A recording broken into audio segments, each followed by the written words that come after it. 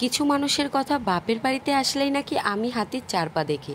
তো তাদেরকে আমি একটা কথাই বলবো, আমি কারোর দাসী হয়ে বাঁচতে চাই না, বা কারোর জন্য আমি নিজের শখটাকে বিসর্জন দিতে পারি না। কারণ মানব জীবন একটাই, তাই যতদিন বাঁচবো ততদিন হেসে খেলে শান্তিতেই বাঁচতে চাই।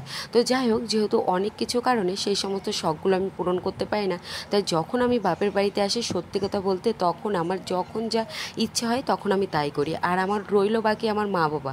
আমার মা বাবাও কিছু বলে না, কারণ তারাও জানে যে আমার সন্তানটা ঠিক কেমন। তো চলো এবার ভিডিওর এন্ট্রোটা দিয়েই দিই। নমস্কার, কেমন আছো সবাই? আশা করি সকলেই ভালো আছো। আমার চ্যানেলে প্রত্যেককে স্বাগত জানিয়ে আরও একটা নতুন ভিডিও শুরু করছি। এখনও আমার মা, আমার যতই বিয়ে হয়ে যাক না কেন, 3 বছরেরও বেশি, এখনও যদি আমার বাড়িতে আমি রান্না করি, তখন আমার মা একটা কথাই বলে যে বাবা সাবধানে কিন্তু রান্না করবি, হাতে যেন ছ্যাঁকা না লাগে। এখনও আমি এখানে যদি রান্না করি, ভাতের ফ্যানের মাঠটাও কিন্তু আমি জড়াই না, আমার মা এসে কিন্তু ঝরিয়ে দেয়। মানে তাহলে ভেবেই দেখছো যে তোমরা, একটা সন্তানের ভালো তার মা বাবার চাইতে অন্য কেউ কখনোই কিন্তু চায় না।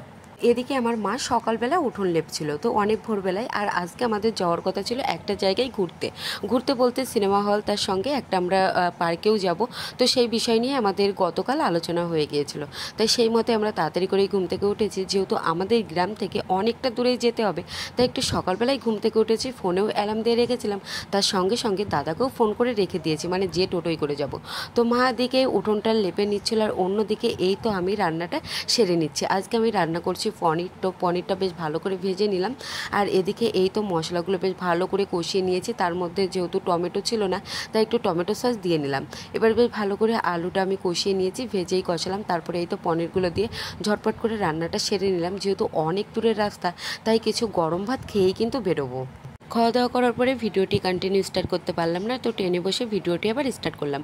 এক পাশে বসেছিল পিপি, আর অন্য পাশে বসেছিল হচ্ছে আমার বৌদি ভাই। আমার বৌদি ভাইও কিন্তু একেবারে ফ্রেন্ডের মতো। তো অবশেষে আমরা খেতে খেতে পৌঁছে গেলাম কৃষ্ণনগর স্টেশন। আর এই স্টেশনকে ঘিরে রয়েছে অনেক স্মৃতি। এই তো পিপি যেহেতু বাচ্চা নিয়ে এসেছে, তো বাচ্চা থাকলে এমন তো করতেই হবে, মানে খাবার জিনিসটা আগে কিন্তু থাকবেই।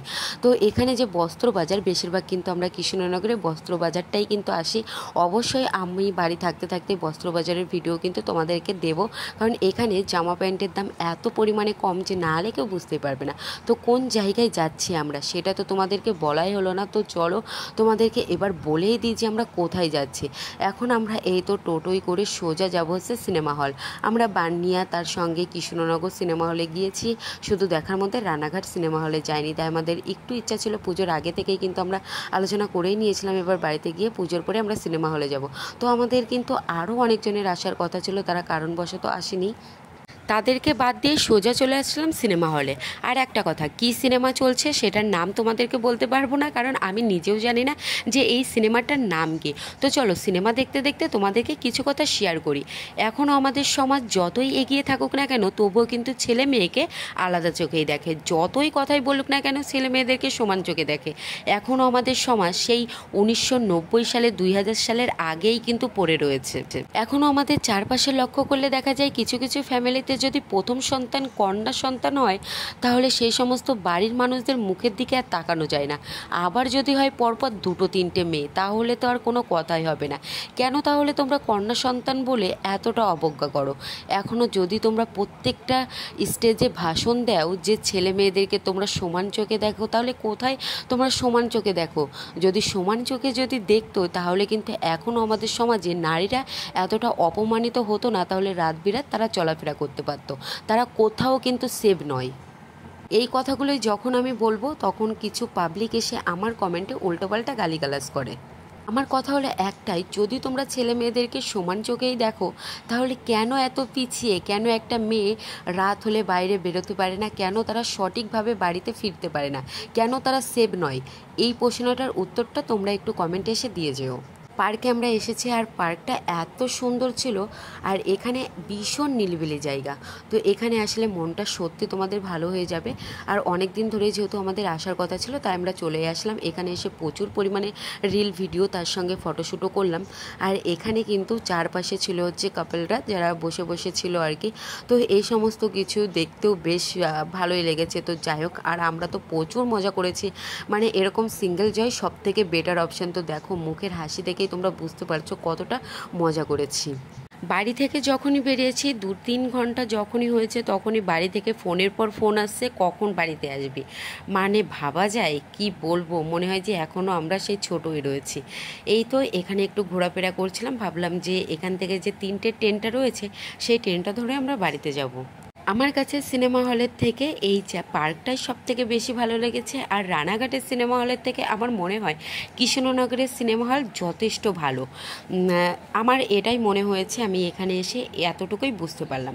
তো এখানে আমাদের ঘোরাফেরা অলরেডি কমপ্লিট। তো পিসির কিছু ভিডিও ছিল, তো সেই সমস্ত ভিডিও আমরা করে নিলাম। আর এই জায়গাটা আমার ভীষণ ভালো লেগেছে, এত নিলিবিলি, এত শান্ত পরিবেশ। সত্যি আমি এরকম শান্ত পরিবেশ পার্ক আমি কখনোই দেখিনি। তো এখান থেকে আমরা সোজা বেরিয়ে পড়লাম। তো এই তো আসার পথে এখানে যে মা কালীর যে মূর্তিটা দেখতে পেলাম, এত সুন্দর, মানে মায়ের মুখ থেকে চোখ ফেরানোই কিন্তু যাচ্ছে না। আর এই কালী পুজোটা আমাদের এখানে প্রচুর পরিমাণে ধুমধাম হয়। তারপরে যে জগদ্ধাত্রী পুজো কৃষ্ণনগরে, এটা কিন্তু ভীষণ কিন্তু বিখ্যাত জগদ্ধাত্রী পুজো হয়। জানি না সেই পুজোতে আসতে পারবো কিনা। আর কৃষ্ণনগরেও আমাদের রিলেটিভরা রয়েছে, তো এখান থেকে ঠাকুর দেখে ট্রেনের ভিডিওটা দিতে পারলাম না, প্রচণ্ড ভিড় ছিল।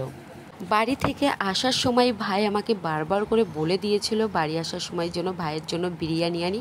তাই এখানে আমি 2 প্লেট মতো বিরিয়ানি এনেছি, যেহেতু মা মাংস খায় না, শুধু আমি, বাবা আর ভাই খাবো। তাই 2 প্লেটই আমাদের কাছে এনাফ, তাও বেশি হয়ে গিয়েছিল। তো এই তো, আর এখানে মা জেঠিমারা যেহেতু খাবে না, তাই তাদের জন্য 1 প্যাকেট মিষ্টিও কিন্তু এনেছি। আমার ভাই তো বিরিয়ানি পেয়ে মহা খুশি, কারণ আমার ভাই কিন্তু এই সমস্ত খাবার খেতে ভীষণ পছন্দ করে। তার সঙ্গে সঙ্গে আমার বাবাও পছন্দ করে, কিন্তু অতটা না। তবুও মানে যে খাবারগুলো আমরা আনি না কেন, বাবা একটু হলেও কিন্তু খেয়ে দেখে। এই তো এখানে মিষ্টি এনেছিলাম, আর এই কালো মিষ্টি খেতে আমি কিন্তু ভীষণ ভালোবাসি, প্রত্যেকের জন্যই কিন্তু এনেছি। আজকের ভিডিওটি এখানেই শেষ করছি। ভিডিওটি ভালো লেগে থাকলে অবশ্যই চ্যানেলটিকে সাবস্ক্রাইব করে দিদিভাইয়ের পাশে থেকে সঙ্গে